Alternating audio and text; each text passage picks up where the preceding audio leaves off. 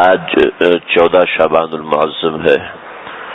آج کی رات بڑی فضیلت والی رات ہے، بڑی برکت والی رات ہے۔ اس رات دعائیں قبول ہوتی ہیں، اللہ کا قرب نصیب ہوتا ہے، عبادت کی خاص فضیلت ہے اور اگلے دن کا روزہ رکھنا مستحب ہے۔ اس رات کے اندر بڑے خاص قسم کے اعمال ہوتے ہیں۔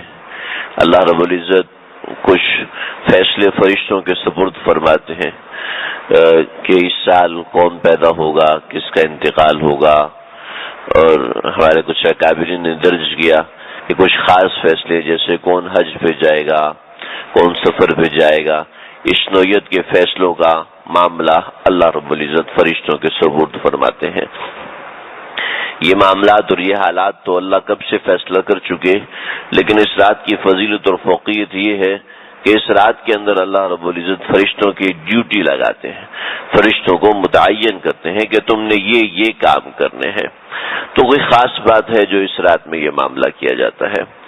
چنانچہ نبی کریم صلی اللہ علیہ وسلم نے کا ارشاد عائشہ رضی اللہ تعالی عنہا سے منقول ہے، فرماتی ہے کہ نبی کریم صلی اللہ علیہ وسلم نے فرمایا کہ عائشہ، آج کی رات ایسی رات ہے کہ اس رات کے اندر اللہ تعالی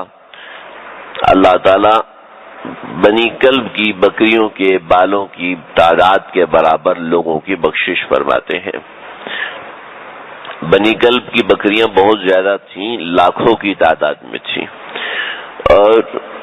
اور پھر لاکھوں کی تعداد میں ایسی بکریاں تھیں کہ جن کی تعداد گننا بھی ممکن نہیں تھا۔